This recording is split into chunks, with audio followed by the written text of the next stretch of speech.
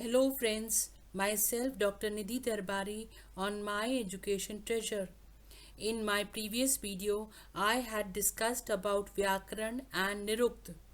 In this video, I am going to explain about next two Vedang out of the six, that is Shiksha and Kalp. Vedang. Vedang are also known as Shadang, which literally means six organs of the limbs of the Vedas. The Vedang are the last treatise of the Vedic literature.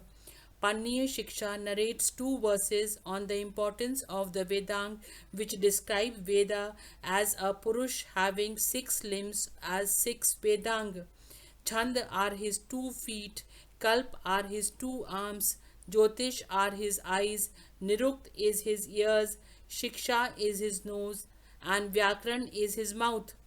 Just like the limbs of the body, they perform various supportive and augmenting functions in the study, preservation, and protection of Veda and Vedic tradition.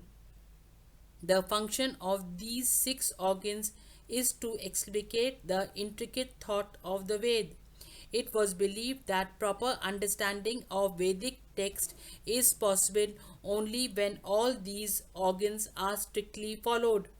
The oldest record of their names occur in the Mundaka Upanishad as Shiksha for phonetics or pronunciation, Kalp or ritual, Vyakran or grammar, Nirukt or etymology, Chand or meter, Jyotish or astronomy.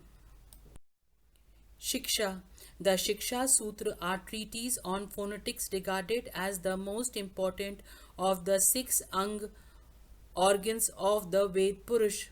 It means instruction in particular, instructions in reciting. Sayana in his Rig Ved Bhashe has defined Shiksha as that which teaches pronunciation in accordance with Swar and Varn. Shiksha deals with the study of pronunciation of words and syllables through the correct intonation, conjunction, sandhi, and disjunction, vichhed of syllables, recognized primarily as swar, vowel, and consonants. It intends to train the students in the art and science of articulation of words and syllables so that they can chant the Vedic hymns perfectly, producing the desired sound vibrations and maintain the ritual purity and efficacy of the ceremonies they perform. Clarity in speech and ability to listen correctly are the prerequisite to learn the Veda. This is the reason why the Vedas are also called Anusrava, that which follows listening.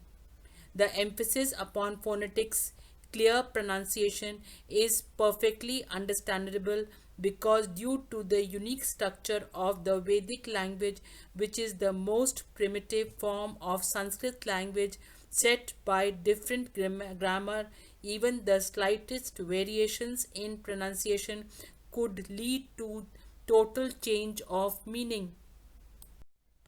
A lot of importance was attached in ancient India to correct pronunciation of the Vedic hymn because of the belief that the Ved are inviolable and divine in origin. The scriptures proclaimed that a Sanskrit syllable was God in the form of a syllable, Akshar Brahman, an imperishable entity. Its medium was either space, the medium of God, so no liberties could be taken while chanting them. As a result of these beliefs, Shiksha developed into a separate branch of study to preserve the integrity and purity of the divine words and save the Dharma from human fallibility.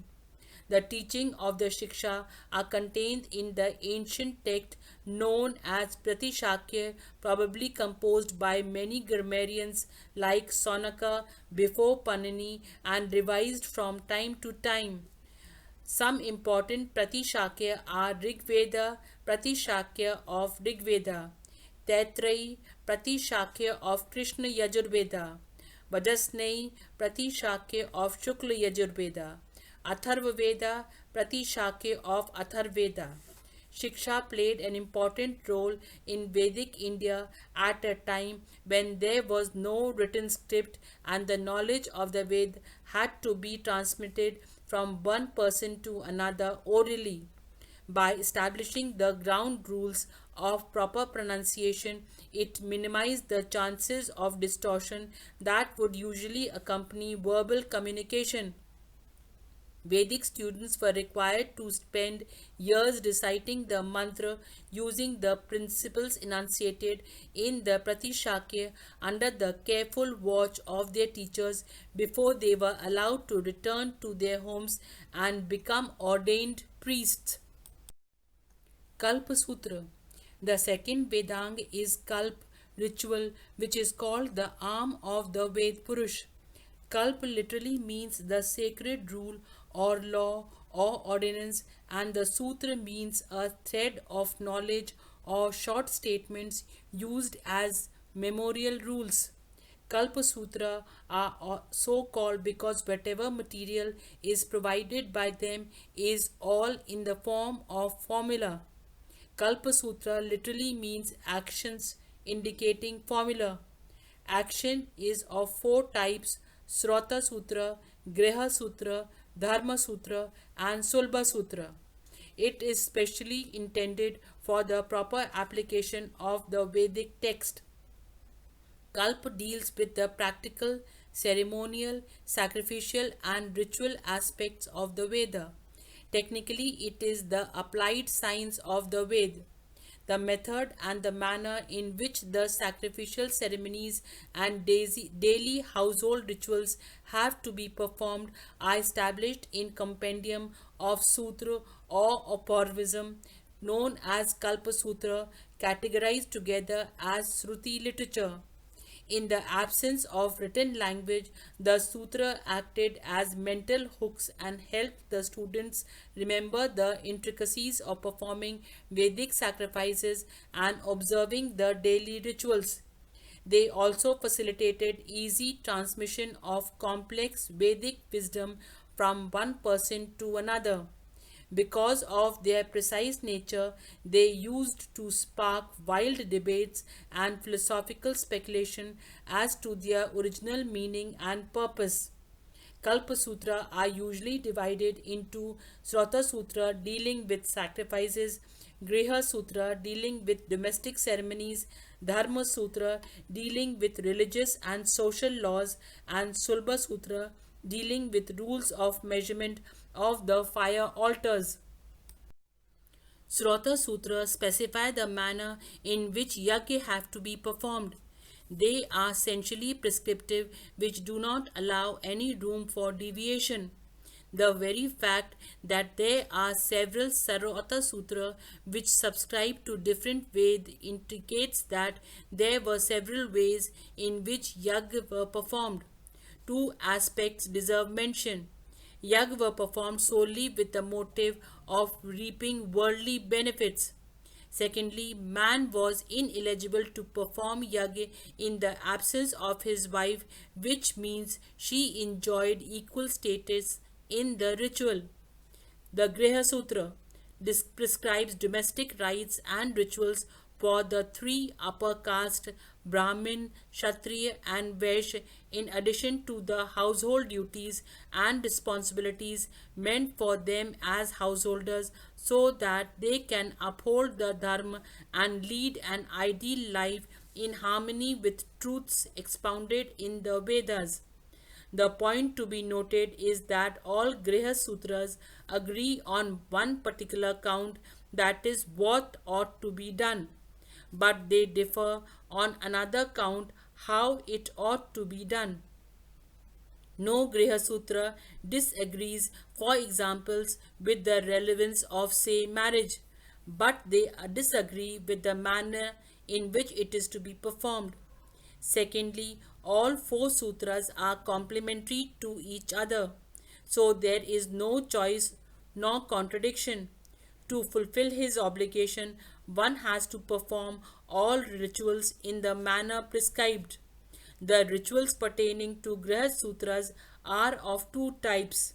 One type of ritual has to be performed only once in life. In some concept cases, there are exceptions. Second type of rituals has to be performed every day or once in a year. There are 16 such obligations which are called Shodas Sanskar. If you found the video to be informative and interesting, I request you all to please give a like to the video to motivate me, share it for others and subscribe it so that whenever I upload a new video, you will get a notification. There are four classes of such sanskar. Sanskar to be performed before birth, after birth, to begin the learning of the Vedas, and to prepare man for marriage. It should be noted that there are separate sanskar for men and women. If we consider the literal meaning of sanskar, then it becomes evident that it is meant to uplift man or woman spiritually. It is not necessary to consider all these sanskar. What is important to know is the manner in which they were followed and qualifications which were held as necessary. The characteristics of these sanskar is that they were or are not regarded as common to all. One, two types of discrimination are well known. One discrimination is Varna based Brahmin, Kshatriya, etc., which led to the caste system. It also might have resulted in hierarchy. Secondly, gender based discrimination provided an upper hand to men of higher classes. In a way, actions were inconsequential insofar as higher classes men were considered, but it was not so in the case of women. The Dharma Sutra. The Dharma Sutra deal with the code of conduct and duties and responsibilities of various castes within the framework of the four Purusharth or aims of life and the four ashrams or division of life. They also suggest the norms for appropriate social and religious behavior for both men and women, norms of marriage, study, and sexual union, and punishment in case of violation. While Griha Sutra regulate man's action which are restricted to family, Dharma Sutra has societal leaning. Gautama's Dharma Sutra appears to be the earliest one. These sutras specify not only the obligations within the framework of Chaturvarnya but also Raj Dharma, the duties of Indian rulers.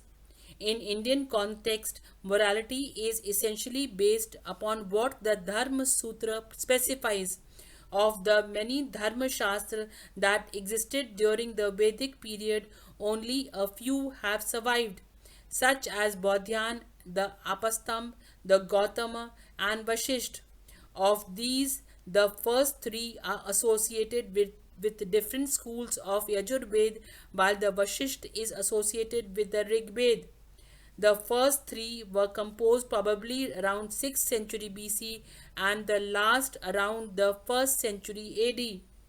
The other important law books of ancient times were Manusmriti, Vishnu Smriti, Yagnavalakya Smriti, and Narad Smriti. Dharma Sutra pertaining to Shukla Yajurved and Atharved are not extant.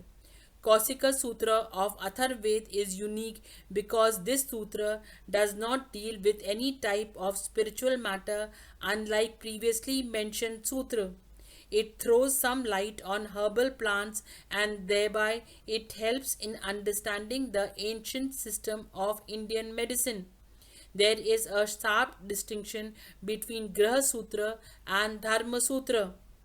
Sulba Sutra through this sutra also is relevant in the context of performing yagya.